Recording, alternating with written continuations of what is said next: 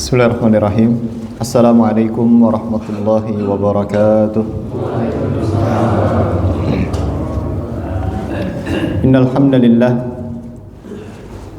nahmaduhu wa nasta'inuhu wa nastaghfiruh wa natubu ilaihi wa na'udzu billahi min shururi anfusina wa min sayyiati a'malina. Man yahdihillahu fala mudilla lahu wa man yudlil fala hadiya lahu.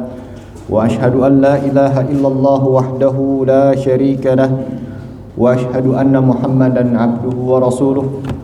Allahumma salli wa sallim wa barik wa zid wa an'im ala habibina Muhammadin sallallahu alaihi wasallam wa ala alihi wa sahbihi wa man istanna bi sunnatihi ila yaumiddin. Qala Allah ta'ala fi kitabihil karim, ya ayyuhalladzina amanu taqullaha haqqa tuqatih ولا تموتن إلا وأنتم مسلمون. أما بعد فإن أصدق الحديث كتاب الله وخير الهدى هدى محمد صلى الله عليه وسلم وشر الأمور محدثاتها فإن كل محدثة في الدين بدعة وكل بدعة ضلالة وكل ضلالة في النار عياذا بالله من النار. Hadirin jamaah sekalian yang dimuliakan Allah Subhanahu wa taala. Alhamdulillah, segala puji hanya milik Allah Jalla Jalaluh, yang dengan kenikmatannya, yang dengan rahmatnya segala bentuk kebaikan dapat disempurnakan. Alhamdulillah, pada kesempatan pagi hari ini dengan nikmatnya Allah Subhanahu wa taala dan taufiknya, kita masih diberikan kesempatan untuk kembali duduk di salah satu taman dari taman-taman surga. Pada kesempatan kali ini kita masih diberikan kesempatan untuk berbagi warisan dari Nabi sallallahu alaihi wasallam. Suatu hari sahabat Abu Hurairah radhiyallahu taala anhu pernah melewati sebuah pasar di kota Madinah. Lalu kemudian beliau berhenti dan berkata kepada para penduduk pasar yang pada saat itu sedang transaksi jual beli dan seterusnya. Beliau mengatakan, wahai penghuni pasar, betapa ruginya kalian. Maka kemudian orang-orang yang sedang bertransaksi di pasar, mereka bertanya, wahai Abu Hurairah, ada apa dengan gerakan? Maka kemudian Abu Hurairah radhiyallahu taala anhu menjawab, dzaka mirathu Rasulillah sallallahu alaihi wasallam yuqsam wa antum hahuna la tadhhabuna fata'khuduna nasibakum minhum. Itu warisan Rasul sallallahu alaihi wasallam sedang dibagikan. Sementara kalian di sini, mengapa kalian tidak pergi dan mengambil bagian kalian darinya?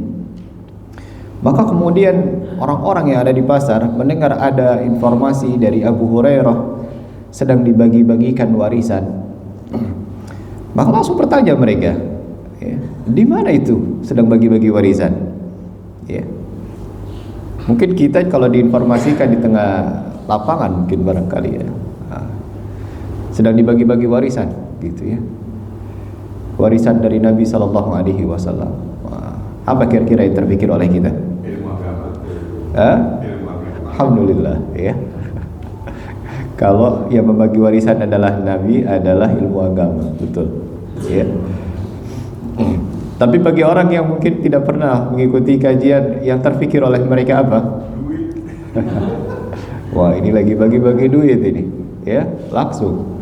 Nggak usah pakai komando-komandoan katanya, udah langsung kita datangin aja. Maka kemudian mereka bertanya, di mana ya wahai Abu Hurairah? Sedang dibagi-bagi warisan tadi. Maka kemudian di masjid. Mereka pun bergegas menuju masjid. Abu Hurairah radhiyallahu ta'ala anhu menunggu mereka hingga mereka kembali. Abu Hurairah bertanya kepada mereka, mereka sudah ke masjid. Balik lagi mereka. Ditanya sama Abu Hurairah, apa yang kalian temukan di sana? Mereka menjawab, ya Abu Hurairah, faqad atainal masjida fadakhalna falam nara fihi syai'an yuqsam. Wahai Abu Hurairah, kami ini udah datang ke masjid, kami masuk ke masjid, kami enggak melihat sesuatu pun yang sedang dibagikan di sana. Maka kemudian Abu Hurairah bertanya lagi, apakah kalian tidak melihat seseorang di masjid?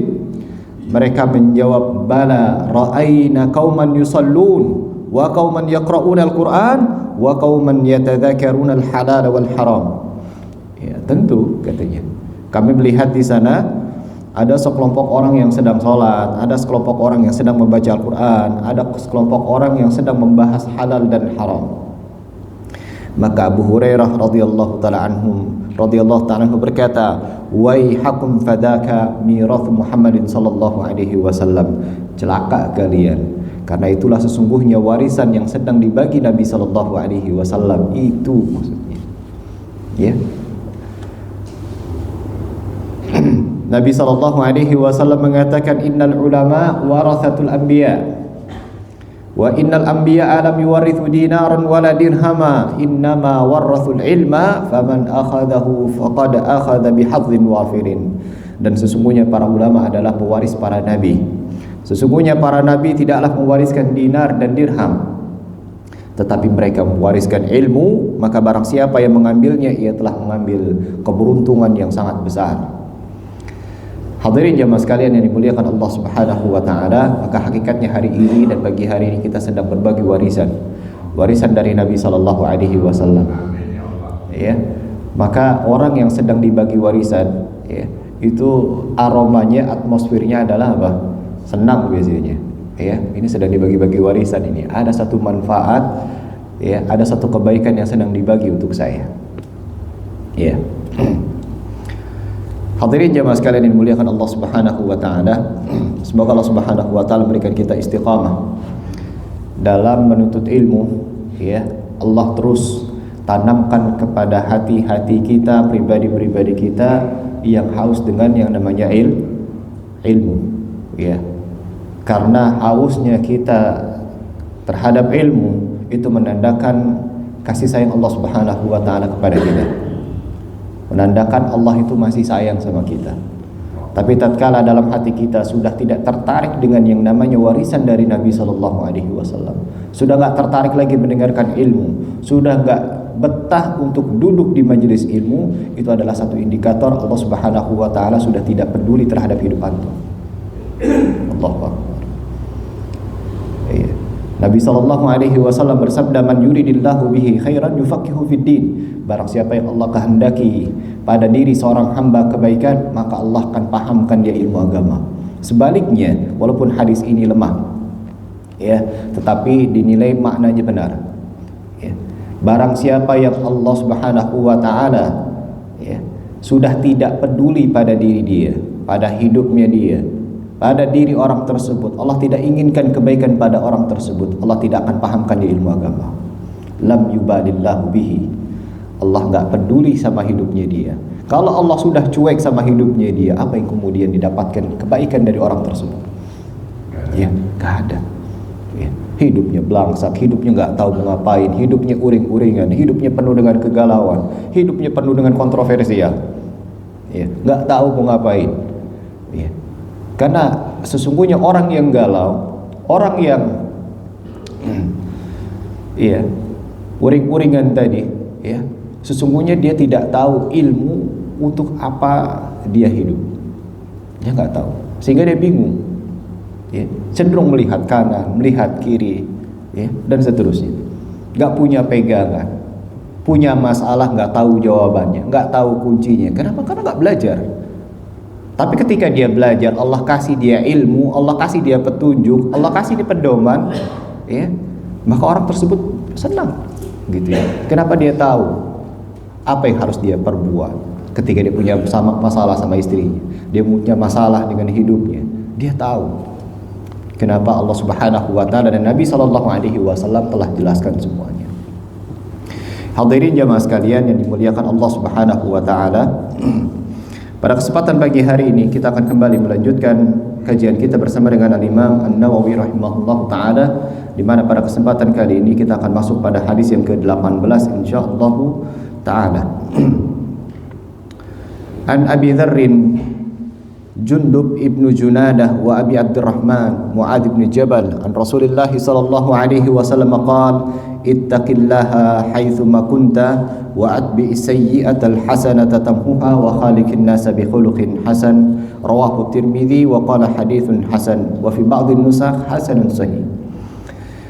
Dari jalan sahabat Abu Dzar, Jundub ibnu Junadah dan Abu Abdurrahman Muadz bin Jabal radhiyallahu ta'ala anhuma an Rasulillah sallallahu alaihi wasallam, bahwasannya Nabi sallallahu alaihi wasallam pernah bersabda, ittaqillaha haitsuma kunta, bertakwalah engkau dimanapun engkau berada, wa atbi'is sayyi'atal hasanata tamhuha, dan ikutkanlah setiap kesalahan yang engkau lakukan dengan sebuah kebaikan, maka kelak kesalahan tersebut akan Allah hapus. Wa khaliqin nasa bi khuluqin hasan, dan pergaulilah manusia dengan akhlak yang baik.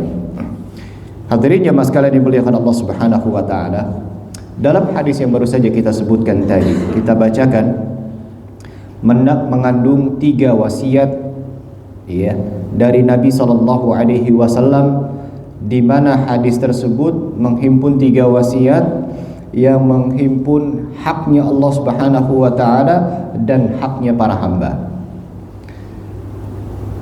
Yang pertama adalah haknya Allah Subhanahu wa taala, dan yang kedua adalah haknya hamba tersebut. Ya. Wa tsalitsu fi haqqil khalqi, dan yang ketiga adalah haknya para makhluk. Kita akan jelaskan satu persatu tentang wasiat yang disampaikan oleh Nabi sallallahu alaihi wasallam. Wasiat yang pertama disampaikan oleh Nabi sallallahu alaihi wasallam, ittaqillaha haitsuma kunta. Ya, bertakwalah engkau dimanapun engkau berada. Fihal amru bi taqwallahi haitsuma kana al-insanu fi sirri wal 'alam. Di sini Rasul sallallahu alaihi wasallam ya memerintahkan kita untuk senantiasa bertakwa dimanapun manusia berada, baik ketika sedang sendirian maupun sedang dalam kondisi ramai.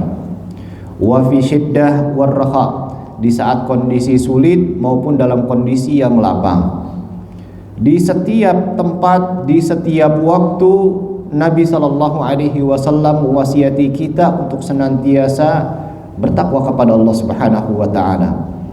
Takwa ini merupakan sebuah wasiat ya, wasiat Allah Subhanahu wa taala untuk orang-orang terdahulu maupun orang-orang di masa kini. Ya. Wa hiya wasiyatun kulli rasulin liqaumihi. Wasiat tentang takwa merupakan wasiat yang disampaikan oleh setiap rasul, setiap nabi kepada umatnya. Ya. Fa innahu yaqulu lahum u'budullaha wattaqu. Setiap nabi, kalau kita baca dari awal sampai terakhir, yang jumlahnya lebih dari 25, karena 25 adalah nabi-nabi yang disebutkan dari dalam Al-Qur'anul Karim. Baik nabi maupun rasul semuanya mereka mewasiati ya, kepada umatnya beribadahlah kepada Allah Subhanahu wa taala dan bertakwa kepada Allah Jalla Jalaluhu. Ini. Jadi kalau antum mau tahu apa sih ya, isi dakwah para nabi ya, apa yang mereka sampaikan kepada umatnya ya, 2 kalimat, beribadahlah kepada Allah Subhanahu wa taala dan bertakwa kepada Allah Jalla Jalaluhu. Ini. Wan nususu fil hathi 'ala taqwa fadluha wa jazau ahliha katsira. Ya. Nas-nas yang menganjurkan untuk senantiasa bertakwa dan keutamaan orang-orang yang bertakwa, balasan untuk mereka-mereka yang bertakwa itu disebutkan banyak sekali. Walau lam yakun minha illa anna Allah yuhibbul muttaqin wa annal jannatu iddat lil muttaqin lakanat kafiyah. Ayat-ayat, hadis-hadis yang berkaitan tentang takwa itu sangat banyak sekali. Di dalamnya menjelaskan tentang keutamaan orang yang bertakwa, balasan untuk orang-orang yang bertakwa ya. Kalau saja di dalam Al-Quran dan hadis hanya disebutkan bahwasannya Allah mencintai orang-orang yang bertakwa, Allah tuh suka sama orang-orang yang bertakwa, surga telah ditempatkan untuk mereka-mereka yang bertakwa. 2 hal ini saja sudah cukup. 2 hal ini saja itu sudah cukup sebagai informasi, sebagai motivasi kita untuk bertakwa. Allah cinta sama orang-orang yang bertakwa. Apalagi yang kemudian dibutuhkan oleh seorang hamba ketika di dunia, ya.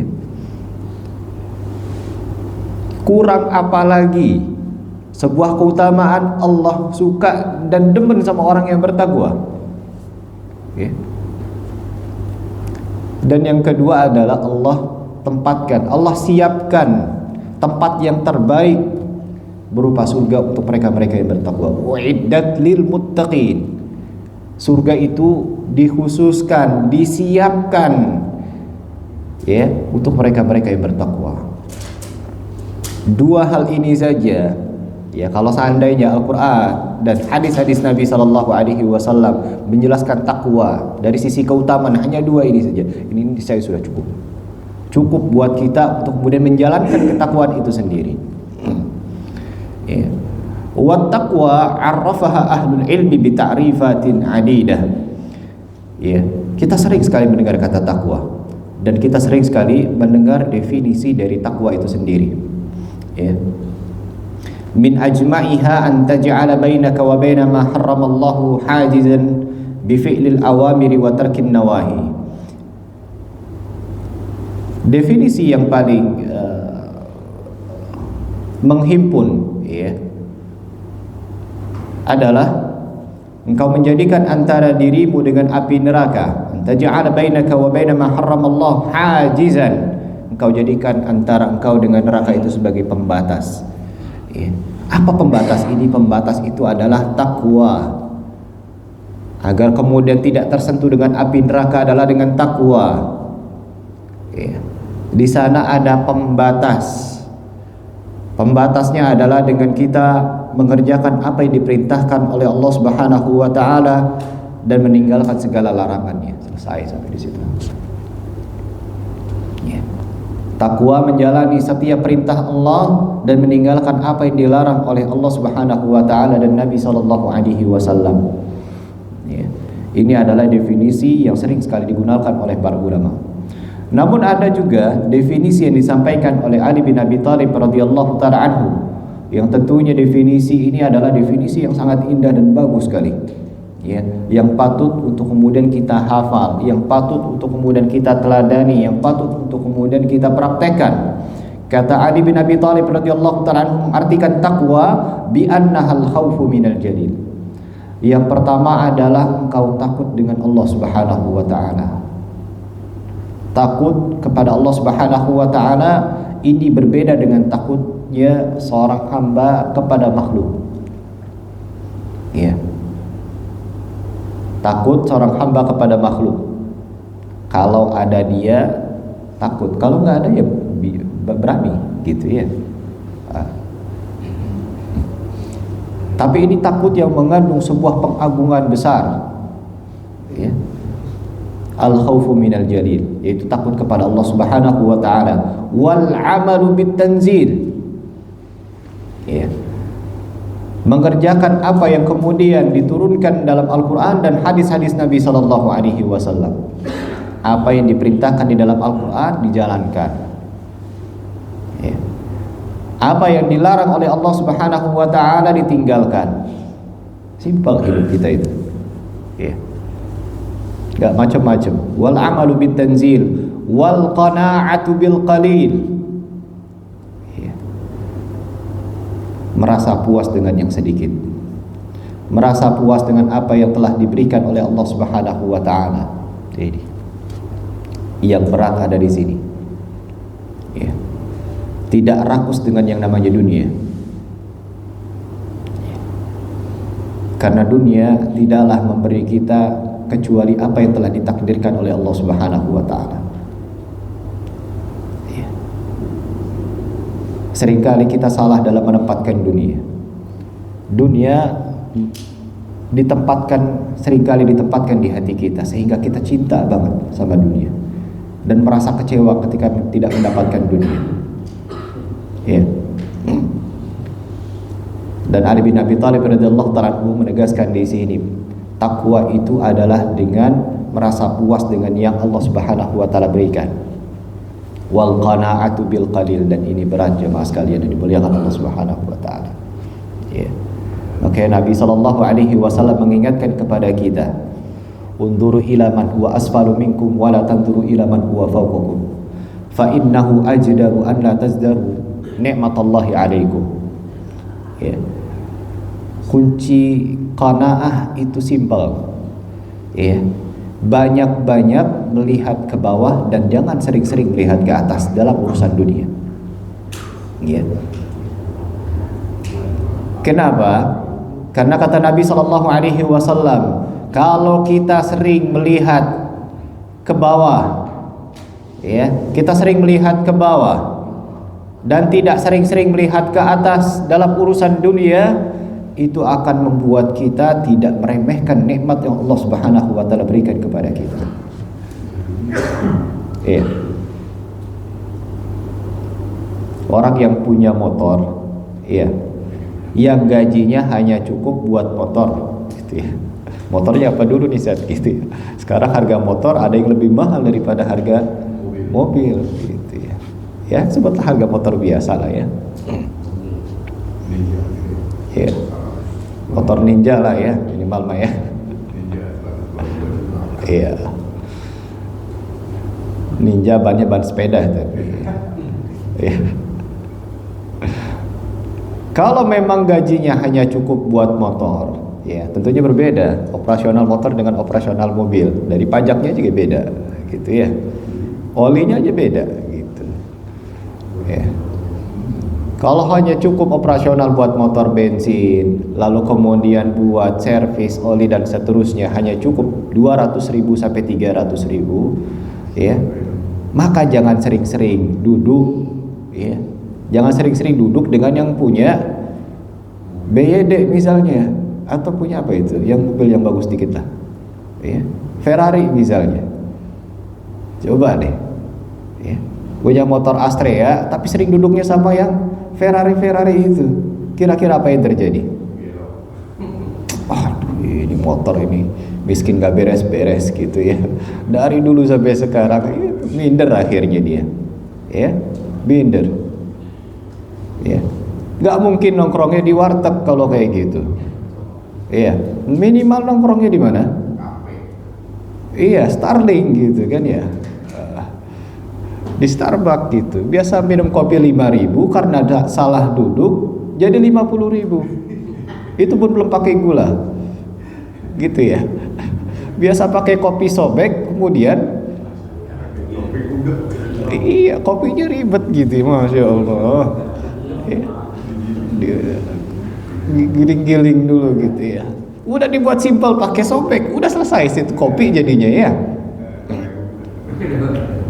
Ini seni Ustadz, iya seni, boleh, nggak masalah gitu.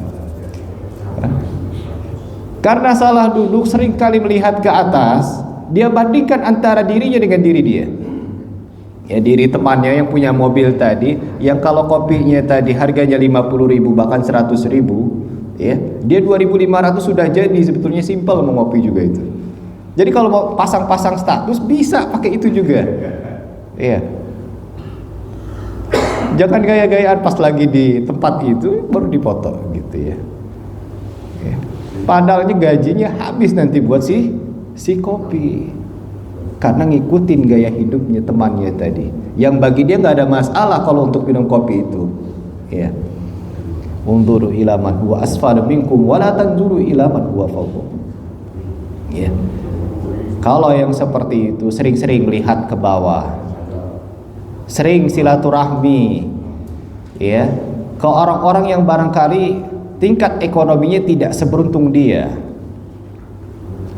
Kenapa? Karena dengan demikian dia akan melihat, ya Allah, kopi sobek yang saya nikmati di rumah itu masih jauh lebih baik gitu, masih lebih enak daripada nggak ngopi, ya. Motor yang saya pakai itu ternyata jauh lebih, alhamdulillah gitu, jauh lebih baik dibandingkan ini, gitu ya. Udah nggak punya motor, utangnya banyak, gitu ya. Subhanallah. Kenapa? Seringkali kaum muslimin terjatuh dalam hal ini. Ikutin gaya hidup orang lain di mana dia tidak mampu dengan gaya tersebut. Ya. Akhirnya apa? Kelibat hutang, ya. Hidupnya jadi tidak tenang, ya. Menjadi kontraktor selamanya. Kenapa ngikutin gaya hidupnya orang? Ya, seringkali Anda mendapati seperti ini. Ya, hidupnya sudah miskin, ditambah miskin dengan dia mengikuti gaya hidup orang lain. Ya, ngikutin status orang, dilihatin status orang lain. Wah, ya enak ini kayak gini. Akhirnya apa? Ngedumel dia.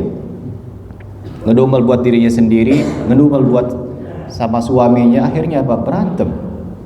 Suaminya nggak bisa memenuhi kehidupan dia. Kenapa? Yang dia lihat adalah orang lain. Dia bandingkan orang lain dengan dirinya sendiri. Iya. Orang yang punya rumah 2x1, 2 meter kali 1, itu kuburan bukan? 2x1, rumahnya kecil gitu ya. Tapi sering duduk-duduk dengan orang-orang yang barangkali sisi ekonominya jauh lebih baik daripada dia. Ya. Maka membuat hati dia menjadi sesak di situ. Ya. Maka kuncinya jamaah sekalian dimuliakan Allah Subhanahu wa taala, untuk mendapatkan qanaah ini adalah sering-sering melihat ke bawah. Ya, sering melihat ke bawah dan banyak bersyukur di sana. Ya, banyak bersyukur terhadap apa yang Allah Subhanahu wa taala berikan, apa yang Allah sudah bagi. Ya. Upayakan dengan cara-cara yang halal. Ya. Fa'ajmilu fit talab, karena setiap dari kita sudah dijamin rizkinya, nggak usah khawatir nggak kebagian rizki. Ya. Ya. Allah sudah cukupkan, itu sudah alhamdulillah. Ya. Jamaah sekalian yang dimuliakan Allah Subhanahu wa taala. Itu definisi dari Ali bin Abi Thalib radhiyallahu ta'ala anhu, yaitu takut kepada Allah Subhanahu wa taala, mengerjakan apa yang diperintahkan Allah, ya, dan merasa puas dengan yang sedikit, ya.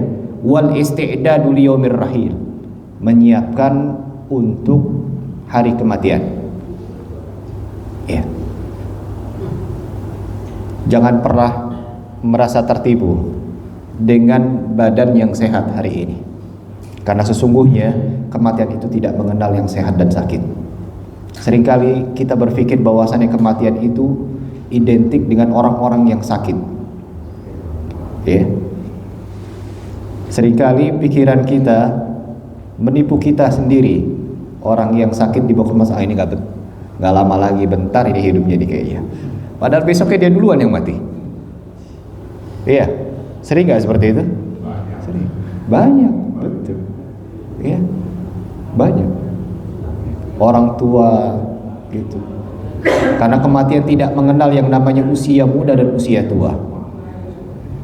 Kalau sudah yang namanya mati, ya, sudah waktu dan ajalnya, ya, yang sudah tua belum ajalnya belum dicabut oleh Allah Subhanahu wa taala. Sedangkan yang masih muda, sehat, bugar, olahraganya rajin, pola hidupnya sehat, makanannya sehat, mati lebih dahulu. Kenapa? Karena ajal telah mencatat dia mati terlebih dahulu. Maka jangan pernah tertipu. Persiapkan. Ya, persiapkan. Ya. Al-mautu wahidun wal asbabu yata'addadu. Ya, mati itu satu, sedangkan sebabnya itu banyak.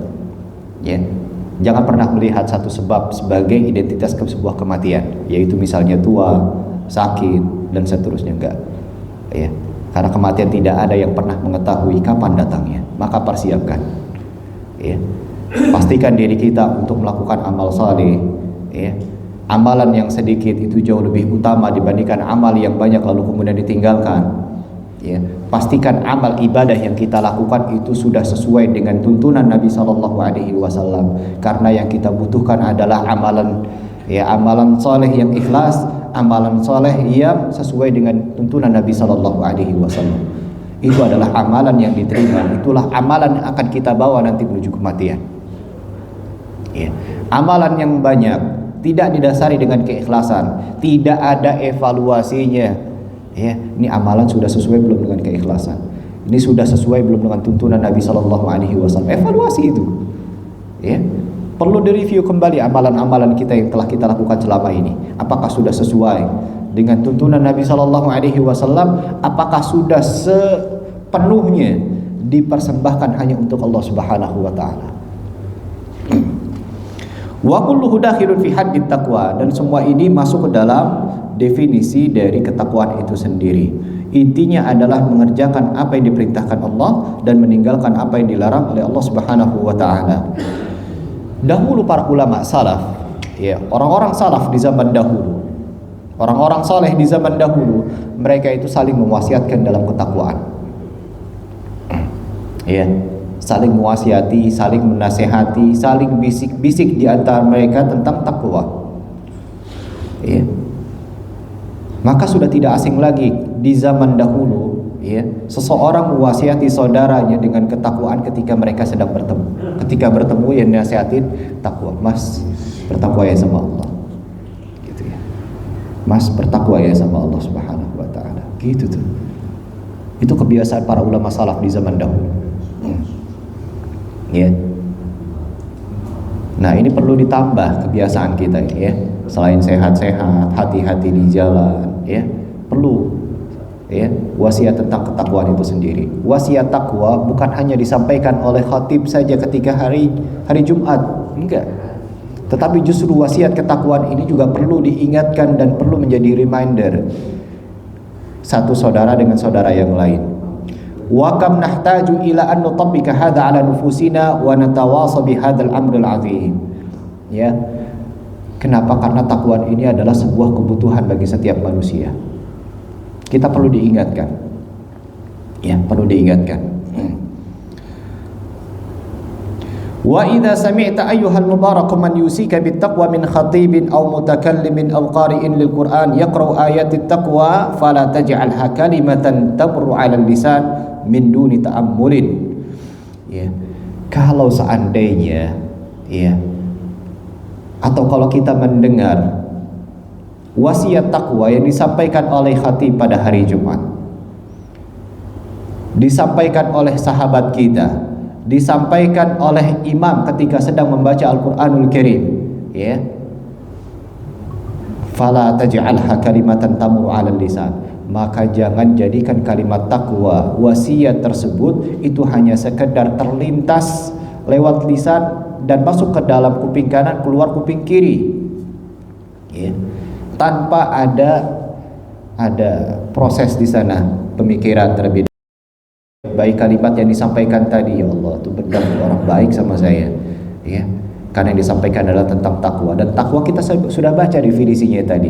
Jadi bukan menjadi sebuah kalimat yang asing, kalimat ambigu yang tidak tahu artinya, yang tidak tahu maknanya. Takwa sudah kita fahami bareng-bareng tadi.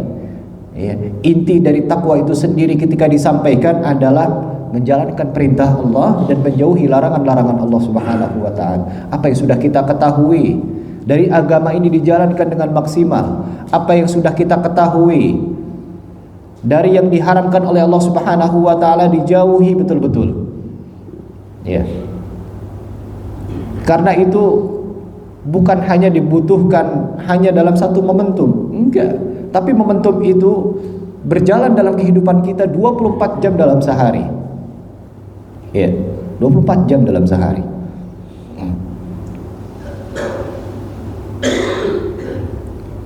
Bal tufakkir fiha wa ish ma'aha, ya. Akan tetapi kita perlu berpikir dan masuk ke dalamnya dan hidup bersama dengan takwa itu sendiri. Wasalin nafsil hal haqqaqta amla, dan tanya pada diri kita sendiri. Enggak usah baperan ketika ditanya atau ketika dinasehati, ketika diwasiati oleh teman kita tentang ketakwaan, seakan-akan kita sedang terjatuh dalam kesalahan itu sendiri, seakan-akan kita tidak menjadi orang yang bertakwa. Enggak seperti itu, ya. Tetapi itu menjadi sebuah reminder buat kita, ya. Apakah ketakwaan itu sudah dijalankan dengan kita atau sudah diaplikasikan dalam kehidupan kita atau belum? Barangkali kita lupa, ya. Justru kita berterima kasih kepada orang tersebut. Wa idza taqarrara anna taqwa fi'l al-awamir wa ijtinabun nawahi fa'lam annaha amrun qalbi wa lidzalika qala fa innaha min taqwal qulub. Ya. Jika ketakwaan itu yaitu menjalani apa yang diperintahkan dan menjauhi apa yang dilarang, ketahuilah bahwasanya itu adalah perkara hati. Ya. Karena Allah mengatakan fa innaha min taqwal qulub, karena itu adalah bagian dari takwa hati. Wa fil hadits at-taqwa hauna, takwa itu tempatnya ada di sini, maksudnya adalah di hati. Ya. Wa yushiru ila sadrihi walakin yadhharu atharu taqwa 'ala al-jawarih. Takwa itu tempatnya di dalam hati. Akan tetapi asar, dampak dari ketakwaan itu muncul lewat anggota badan kita, lewat lisan kita, lewat tutur kata kita, ya, lewat tingkah laku kita, lewat perbuatan kita sehari-hari. Itu adalah asar dampak dari ketakwaan yang kita pahami. Iya betul, takwa itu ada di dalam hati. Iya. Dan itu harus nampak dalam kehidupan kita. Nampak dalam 24 jam kita. Jangan sudah paham takwa tapi lisannya masih suka menggunjing orang. Ini bukan takwa. Dia nggak paham tentang takwa atau gagal paham tentang takwa itu sendiri. Iya. Sholatnya masih belentang-belentong gitu ya. Masih kasar berbicara sama istrinya, kasar sama anaknya, ya. Kasar sama saudaranya, ya. Nggak peduli ini halal atau ini haram. Saya susah, ya.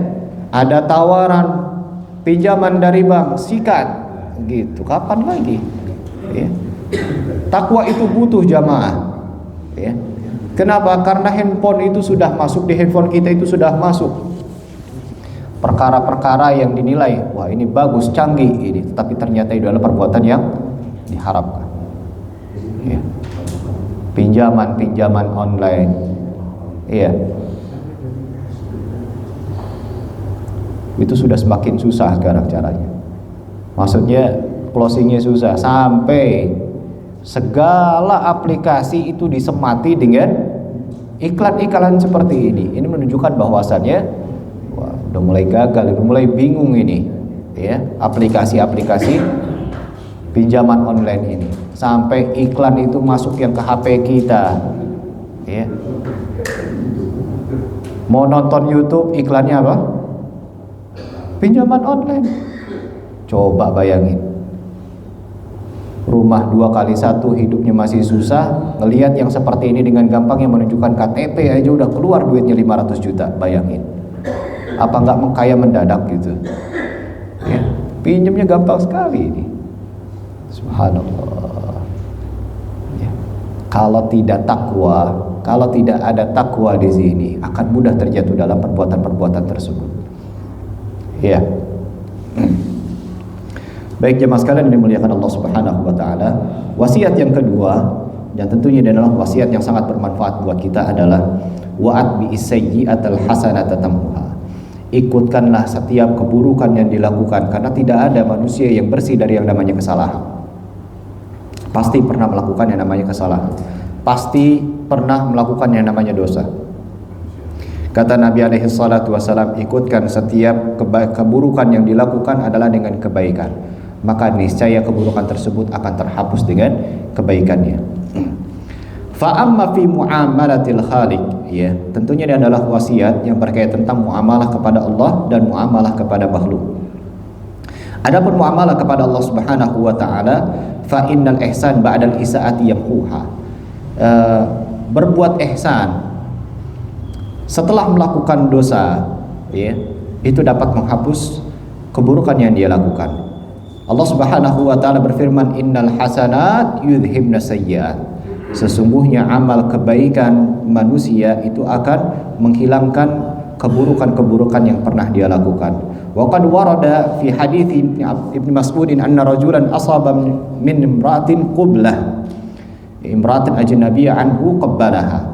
Ada sebuah hadis yang disampaikan oleh Ibnu Mas'ud bahwasanya seseorang itu pernah terjatuh mencium seorang wanita yang bukan mahramnya, wanita asing, ya. wanita asing yang kemudian dia cium, fa'atan Nabi sallallahu alaihi wasallam wa lam yarudda alaihi. Kemudian mendatangi Nabi sallallahu alaihi wasallam, Nabi alaihi salatu wasallam tidak merespon apa yang terjadi. Ya, karena menunggu wahyu dari Allah Subhanahu wa taala. Hatta nazalat hadhil ayah, sampai kemudian turunlah ayat 2, aqimis salata tarafayn nahari wa zulafan minal lail. Innal hasanat yudhibna sayyi'at. Sesungguhnya amal kebaikan itu dapat menghapus atau menghilangkan keburukan-keburukan. Faqala ar-rajul ya Rasulullah ali hadza, ya Rasulullah, apakah ayat ini turun juga untukku, katanya. Ini saya punya kasus tadi itu, mencium wanita yang bukan mahramnya. Ya, atau dalam arti bukan ini wanita asing, ya. Faqala li jami' ummati kulluhum, ya, ini adalah untuk seluruh umatku semuanya. Artinya ketika melakukan sebuah dosa, ya. Dan bukan berarti di sini untuk mudah-mudahan dalam urusan dosa. Ketika dia terjatuh dalam sebuah dosa, maka menghapusnya adalah dengan melakukan kebaikan. Wa qad ja'at jumlah wa atbi as-sayyi'atal hasanata tamhuha ba'da al-jumlati sabiqah li anna al-insan qad yuqassir fi taqwallah. Ya. Hadis ini datang setelah perintah untuk melakukan ketakwaan. Tadi kita sudah diinformasikan atau wasiat yang pertama adalah bertakwalah kepada Allah Subhanahu wa taala dimanapun kau berada. Lalu kemudian setelahnya ikutkan setiap keburukan yang dilakukan dengan kebaikan, maka niscaya akan terhapus keburukan tersebut. Karena sesungguhnya manusia itu terkadang nggak maksimal dalam melakukan ketaatan, nggak maksimal dalam menjalankan ketakwaan tadi. Ya, entah dia terjatuh dalam perbuatan yang haram atau dia meninggalkan perbuatan yang wajib. Maka ketika itu dia mengikuti setiap keburukan bi'ityani ba'dus salihat, ya. Siapa yang kemudian bisa sempurna, ya, menjalani ketakwaan? Siapa yang bisa maksimal dalam menjalani semua apa yang diperintahkan oleh Allah dan meninggalkan, ya, larangan-larangan Allah? Kita terkadang nggak maksimal sholatnya masih mikirin ini, masih mikirin itu. Terkadang kalau di jalan masih suka kelewatan, ya, dengan kesibukan kita terkadang-kadang terlewati dan seterusnya, ya. Maka dengan demikian Nabi SAW memerintahkan kita pada wasiat yang kedua, hendaknya kesalahan-kesalahan dan dosa-dosa kelalaian tersebut itu dihapus dengan menjalani setiap dengan kebaikan atau amalan soleh. Litakuna alamatan ala sidqihi wa taubatihi. Ini menjadi sebuah alamat tentang kejujuran dia dan taubatnya. Jadi habis melakukan keburukan, ya, salah satu bentuk kejujuran dia adalah dia melakukan kebaikan, amal soleh. Dia taubat kepada Allah Subhanahu wa taala, wa takuna ta'atu sababun li ghufrani dzunubihi, ya. Dengan sebab dia melakukan ketaatan, maka itulah menjadi sebab Allah Subhanahu wa taala mengampuni dosa-dosanya. Hadirin jamaah sekalian dimuliakan Allah Subhanahu wa taala, di dalam hadis tersebut juga mengandung, ya, di kebaikan itu apa sih? Ya. Wa'at bi'isayyi'atal hasanata tamhuha. Ikutkanlah setiap keburukan dengan kebaikan, dengan melakukan kebaikan, maka akan terhapuslah keburukan-keburukan tersebut. Di sini ada dua hal dibahas oleh para ulama. Yang pertama adalah bertaubat dari dosa. Setelah melakukan keburukan, taubat. Iya, taubat nasuha. Yang kedua adalah al-hasanatu ba'da sayyi'at. Iya. Perbuatan baik setelah perbuatan buruk. Ya. Ya, salah satunya adalah dengan bertaubat, salah satunya adalah dengan sedekah, ya.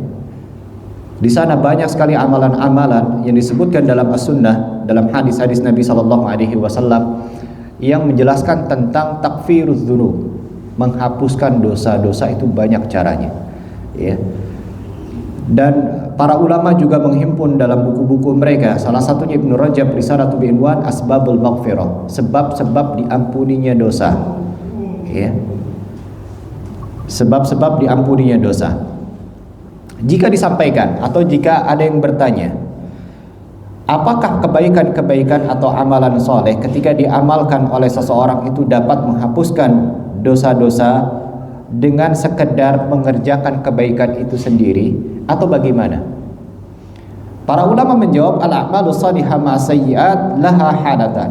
Amalan saleh yang dikerjakan bersamaan dengan keburukan itu memiliki dua kondisi. Kondisi yang pertama, an yakuna ma'al amali salih taubatun shadiqah. Ya. Dia melakukan amal kebaikan itu disertai dengan taubat. Jadi ada taubatnya. Misal melakukan dosa, ya. Lalu kemudian dia bersedekah disertai dengan taubat. Ya. Ya Allah, tadi dia mengakui kalau perbuatan tersebut adalah diharamkan. Dia telah terjatuh dalam perbuatan maksiat, dia telah terjatuh pada perbuatan dosa. Dan dia menyesal dengan perbuatan tersebut. Ya. Dia sedekah, habis itu taubat kepada Allah Subhanahu wa taala. Fa hadzal 'amalu yukaffiru dzambi saghiruhu wa kabiruhu. Ya. Maka amalan yang seperti ini dapat menghapuskan dosa-dosa yang kecil maupun dosa-dosa yang besar, li ajli taubah, karena ada taubatnya di situ. Kondisi yang kedua, antakuna a'malan salihatan faqat min ghairi taubah. Setelah melakukan keburukan, dia melakukan amal kebaikan tanpa disertai dengan taubat. Ya. Seperti seseorang yang melakukan atau terjatuh dalam sebuah kemaksiatan, lalu kemudian dia mengerjakan amal kebaikan atau amal ketaatan, entah dia bersedekah, ya, nggak punya sedekah dia senyum sama temannya, waduh enak sekali, gitu ya. Au qara'a Quran, atau dia membaca Al-Quran, ya, saya habis melakukan dosa, langsung cepat dia baca Quran, ya, atau dia sholat, ya, sholat 2 rakaat, ya, kita tahu hadisnya Bilal. Barang siapa yang berwudu kemudian sholat, gitu kan, itu pahalanya besar sekali. Yang menyebabkan Bilal terompah kakinya itu sudah berada di surga karena perbuatan tersebut. Wa nahwa dzalika wa lam yatub. Ya, dia sedekah, dia melakukan amal ketaatan, dia baca Quran, dia sholat, namun dia belum bertobat. Artinya dia belum mohon ampun kepada Allah Subhanahu wa taala terhadap perbuatan maksiat yang dia terjatuh dalamnya. Fa hal tukaffir hadhihi al-a'mal as-salihah al-kabair was-saghair am madza? Apakah yang seperti ini, melakukan amal saleh tapi tidak disertai dengan taubat, ini dapat menghapuskan dosa-dosa yang besar dan dosa-dosa yang kecil juga? Dosa-dosa kecil dan dosa-dosa besar atau seperti apa? Para ulama menjawab, mayoritas para ulama berpendapat bahwasannya amalan-amalan soleh tadi itu tidaklah menghapuskan kecuali hanya dosa-dosa yang kecil. Iya, amalan soleh tidak disertai dengan taubat setelah dia melakukan kemaksiatan, itu hanya menghapus dosa-dosa kecil. Iya. Wa ammal kabair fala budda laha min taubah. Adapun dosa-dosa yang besar itu diperlukan taubat. Iya.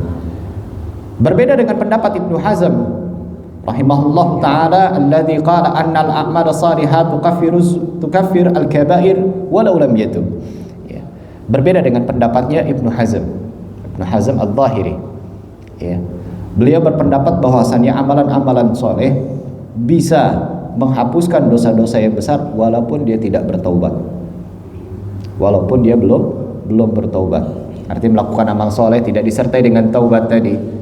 Ya, memohon ampun kepada Allah, ya, dan menyesali tentang perbuatannya dan berazam untuk tidak kembali kepada perbuatan dosa tadi, ya.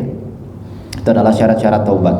Ya, kata Ibnu Hazm, ya, tetap dapat juga dia dapat menghapuskan amalan-amalan saleh tadi. Wallahu ta'ala bissawab.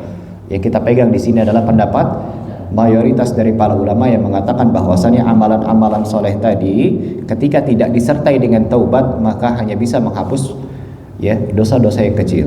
Adapun dosa-dosa besar maka memerlukan taubat di sana. Ya. Dan yang terakhir adalah wa khaliqin nasa bi khuluqin hasan. Wasiat yang ketiga adalah pergaulilah manusia dengan akhlak yang baik. Ya, ini atau wasiat yang ini memiliki ikatan yang sangat erat sekali dengan takwa. Ya, karena sesungguhnya akhlak yang baik itu merupakan sebuah ketaatan.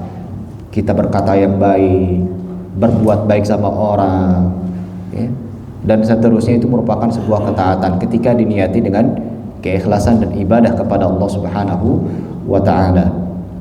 Ya. Dan seseorang, orang yang berakhlak baik, ya, santun, apalagi ya baik pokoknya mah ya. Apa yang dilihat oleh orang baik itu menjadikan sebuah akhlak yang baik. Di orang yang beriman itu la yudriku bi husni khuluqihi darajatas shaimil qaim. Ya. Orang yang beriman itu akan mendapati derajatnya orang-orang yang berakhlak baik, ya, dengan cukup dia melakukan akhlak yang mulia tadi. Maka dia akan mendapat derajatnya orang yang puasa yang qiyamul lail. Ya. Seseorang bisa mendapat derajat yang tinggi, orang-orang yang puasa dan orang-orang yang rajin qiyamul lail adalah cukup dengan akhlak yang baik. Subhanallah. Ya. Dan Nabi SAW menjadi penjamin orang yang akhlaknya baik untuk ditempatkan di surga yang paling tinggi. Subhanallah. Ana za'imun bi baitin fi a'lal jannah liman hasuna khuluquhu, dan aku menjamin ya surga yang paling tinggi buat mereka-mereka yang punya akhlak yang baik. Jadi akhlak yang baik itu merupakan ya jaminan seseorang untuk mendapat surga yang paling tinggi. Hadza wallahu taala alam bisawab. Semoga kajian ini bermanfaat untuk anak pribadi. Itulah 3 wasiat yang disampaikan oleh Nabi sallallahu alaihi wasallam, ya, bertakwalah engkau dimanapun engkau berada, tanpa mengenal waktu dan tanpa mengenal tempat, ya, dan ikutkan setiap keburukan atau dosa yang dilakukan dengan kebaikan, maka niscaya akan terhapus dosa tersebut atau keburukan tersebut, dan pergaulilah manusia dengan akhlak yang baik. Waktu kita sudah habis.